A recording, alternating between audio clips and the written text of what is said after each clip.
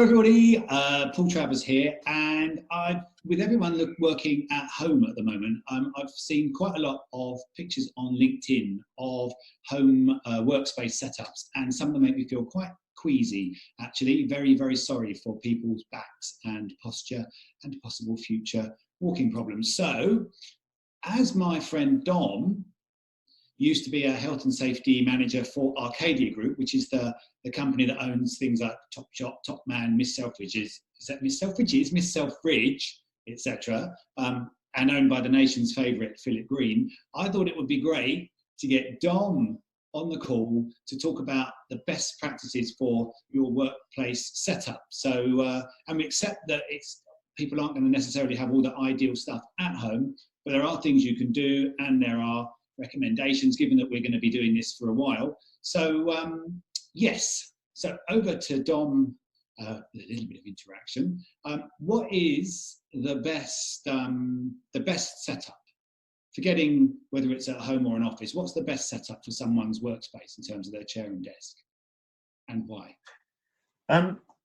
So the best setup involves having a chair that is adjustable. You want to be able to adjust its height. The backrest should be tiltable, and I would say it needs to have casters ideally, so that it can move around and swivel. So a fully adjustable chair. If you've really got money to burn, if the seat base is also tiltable too, that's good. So why are wheels necessary, or what's the benefit of wheels? It means that you can adjust your position more easily without having to. The thing is, if you don't have wheels, you may sometimes feel I'd be a bit more comfortable slightly to the right, but you won't do it because it involves maybe getting off the chair, or if you've got a chair that's a sort of four-leg solid chair, maybe you'll be adjusting it less.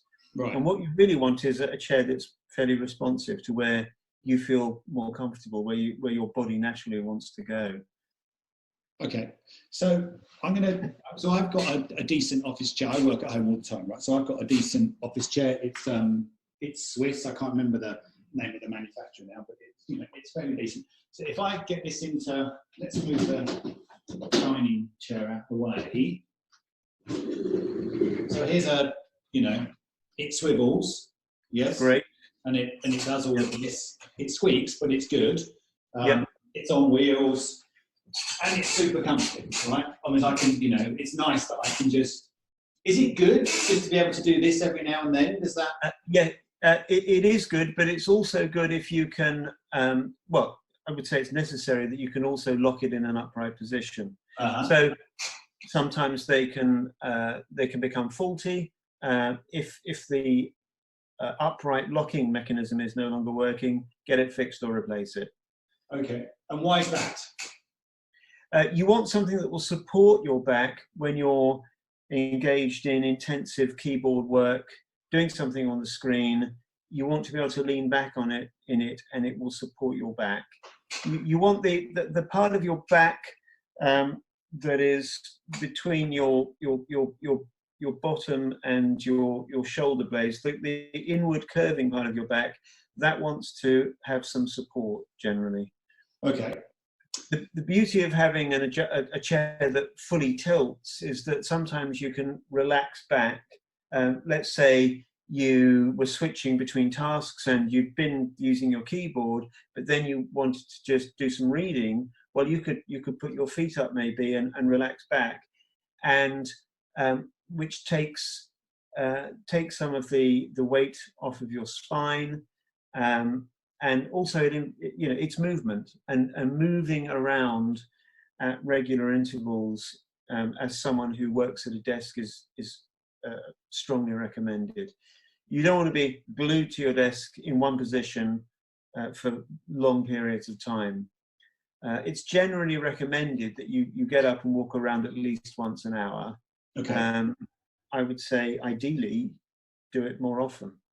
But the European guidance is at least once an hour, take a break from desk work. And then most people, before we move on to people that haven't got a chair or aren't going to buy one, most people will probably be working from home with a laptop at the moment. Yeah. Can I just say something about your chair before we... Yeah. Something else to say about the chair. So I see it has arms. Yes. Is that good? When I used to conduct workstation assessments for lots of office staff, I would often recommend that they had the arms removed, particularly if the arms weren't adjustable in height, or, I mean, on really sort of high-end chairs, the arms can be pushed back, or they can be pushed up or down. What you don't want is that your position in relation to the desk is dictated by your arms. If you're having to lean forward because the arms aren't letting you get close enough to your keyboard and your screen, that's good. That's not good. Better to just remove the arms. Okay, so if they won't go under the table, yeah? Yes. So like these will, and I can get right to the desk. So that's okay. Well, you want to check that your height is correct. So my height, I'm 6'3". Yeah. So if you're working from home, your height is correct. That's the correct height for working from home. No, what you want is that when you're at the keyboard, your elbows are just above the desk height, so that your forearms form a sort of your upper arm and forearm forms a right angle. So with your upper arm hanging vertically from your side, and then a right angle between your upper arm and your forearm, that places your fingers just above the keyboard. Okay, well, how about that? Does that look about right to you? Well, not being completely side on, difficult to say, but it looks sort of all right. Okay, well, there you go. So I'm like this. Ish. Maybe you want to come up slightly. No. Okay. All right. Could you come up by 2 or 3 centimeters? I could do, but actually my desk is a bit higher than this. I've come to the dining table, so But I generally feel very comfortable.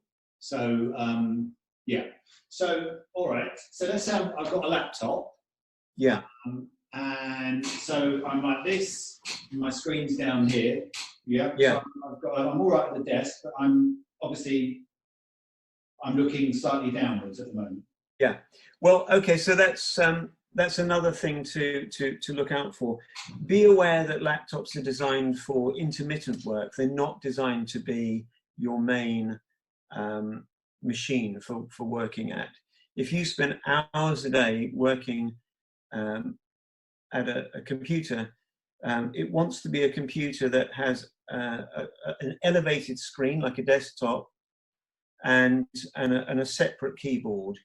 So you need to be able to separate the keyboard and the screen. Ideally, you want the screen with the upper edge of the screen about level with your eyes, so that when you're looking at the center of the screen, you're looking ever so slightly downwards. Now, what we can see, Paul, is that when you're put the laptop down, assume your laptop position. Yeah. It's slightly hunched. Okay, you're having to look because I'm like this. Yeah. Yeah. And if you don't have touch typing skills, it's even worse, because you're really you've got everything is conspiring to sort of curve you over, which puts a lot of tension and pressure on the lower vertebrae. Okay. So ideally, what you want is if you can get a separate keyboard for your laptop, and raise the and a stand for your laptop so that you can raise the screen as if it was a desktop. And I think you can get some reasonably cheap stands for raising your laptop, and then and then get a separate keyboard. Okay, so screen higher, separate keyboard, not punched. You want to be like this, sort of. Yeah. Okay. As if you were walking. It feels like, actually, as if my shoulders were just as if I was walking around. Walking is certainly healthier than being sat at a desk all day. Yeah. So let's say then, let's just go to a scenario that someone is, for whatever reason, they're not going to buy an arm or armless, low or high-end office chair on wheels. For whatever reason, that's not going to happen. And they're going to work from their dining table, from a dining chair, which has got no wheels. Yeah. So what's the best they can make of that? Well, as a temporary solution, I wouldn't recommend it for long periods. You only get one spine, and you want to look after it. But sitting on a dining table chair now. This is how you sit on a dining table chair, everybody. You lower the bottom. Okay. Well, one good thing about those dining table chairs is they don't have a shiny, slidey bottom. So the bottom, the cushion it has a fabric cushion that gives your some grip on your bottom. If you don't mind me saying that, Paul, it gives you some grip, so it stops you sliding forward. I'm known for the grip on my bottom. I'm sure you are. So that's good. So there's fabric, so that keeps you in place. You're not adjusting yourself all the time, having to pull yourself back up because your bum's slid forward. The back on those types of seats is probably it's probably not providing the support you need. It's great to swing back sometimes and give your back some rest. But if you're using the keyboard and doing focused work like that, you want something that's going to support your back a bit. Maybe you could find a cushion that fits where the backrest would normally fit on a proper office chair. You could use tape to tape it in place. Improvise, but try. Yeah, so do that. What if I sort of hung a cardigan or like a hoodie or something over it, like a sort of a soft bit of clothing or a jumper? Is that good? Like here, because I remember you saying something about someone having their jacket stuffed down near their bottom at their workspace when you were there. I remember you mentioned someone like this, and they had major back problems or something, or had problems, and you just took it away and they felt instantly different. Yeah. People get used to situations that are not always ideal. For instance, always sticking your cardigan on the back of your seat and then it slides down and goes to the bottom of the backrest and pushes your bum forward, and it happens every day and you don't think about it. That's not good. Yeah, sure. Use an item of clothing if it does provide you with that sort of support. I'm slightly dubious about it. I would try and get a cushion if you can, or maybe roll a garment up and again tape it to the back. But what you don't want is it drops down and then simply pushes your bum forward. So again, creating a kind of C-shaped curve. You don't want that. So it would need to be. So the chair's here. The cushion needs to be at the top bit, or down here somewhere.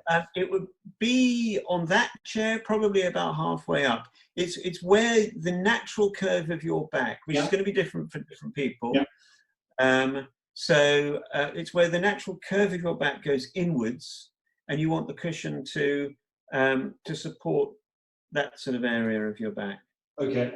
And then if I'm in this non-ideal office chair that's not designed for this, but I just am, I'm a regular person. I don't have a super funky home office, whatever. I'm not used to working. As a temporary situation, yeah. Would you recommend getting up more often from a chair like this and taking breaks more often if I'm not in a EU? Yeah, absolutely. Yeah, a laptop is designed for intermittent use. Unless you've set it up so it's on a stand with a separate keyboard, it's ergonomically it's designed for intermittent use only. Okay. So how So do you get up? Really, as much as you can. Every 15 minutes, something like that? Every 15 minutes would be good. Yeah. Yeah. Just Yeah. Movement is good. Fidgeting is good. Mm. Yeah. Mm. Okay. And then how long should I stay upright for before sitting back down again? How long a rest should I give my back? I suppose making a cup of tea length of time would be good if you're doing it every 15 minutes, or even 1 minute. If you're getting up every 15 minutes, is better than not doing it. Right. I sometimes get up. I do online teaching some of the time now, and sometimes I'll get up and do a yoga exercise, something like a downward dog and a twist, just to get the blood flowing a bit, and then sit back down again, or go and make a cup of tea or something. Yeah. Okay. And then just one last thing. Then let's just say it's someone who doesn't have a table for whatever reason. It's just not really, either there isn't one, or it's just not practical for whatever reason. Are there any solutions for them if they were working from, say, the couch or the bed, apart from don't do it? Are there any recommendations? Is it okay? And if you're on a couch with a laptop on your lap, would you be better off if you were sort of, much more laid back in a couch, so that you were more recumbent? Or well, I understand the NASA astronaut position, which is a sort of W with one bit cut off, sort of that shape. So semi-reclined, and then knees up, and then lower legs down again, is actually very good for your back. If you're going to combine that with using your laptop, which I sometimes do some work in bed or on the sofa, but kind of propped up. Strictly speaking, it's not within the guidance. I think it's possible to do it in a way that's okay for your back. I think you probably want to watch out for your wrists in that case. Your back may be happy, provided you're not having to. If just be aware of how much effort you're having to put into holding your head up, and you might want a cushion behind your head. So make sure you've got plenty of support. 3 cushions, a three pillow solution. Two horizontal ones with a slight slope, and then a long one lengthways to provide a good slope. That's what I do. But I certainly wouldn't work in bed all day. An hour and a half, and then it's good to change position. And what about, if you didn't have enough cushions, could you use a small child as a lumbar support towards the bottom, and then a small child as a lumbar support? Well, they're at home as well. They need a purpose. That's a very good idea. I'll take that as a no. Just be very still. Great. I think that's it. Would there be any other last bits of advice that you would offer? The health and safety executive in the UK, they have published a checklist that home workers can use. And people in offices, anyone who works at a computer workstation. If you Google DSE, as in display screen equipment, DSE regulations, and go to the health and safety executives homepage. Not their homepage, and go to their DSE regulations page. You'll find a link to a checklist on there, and that gives you. It's very comprehensive. I will put the. I'll find it and I'll put the link in the comments. Yeah, I can send you the link. Bless you. Okay, that's brilliant. That's really, really brilliant. Thank you very much. And I hope that you've saved the backs of many, many estate agents, not only in England, but also across the world. Thanks, Dom. Pleasure, Paul. Brilliant. Okay.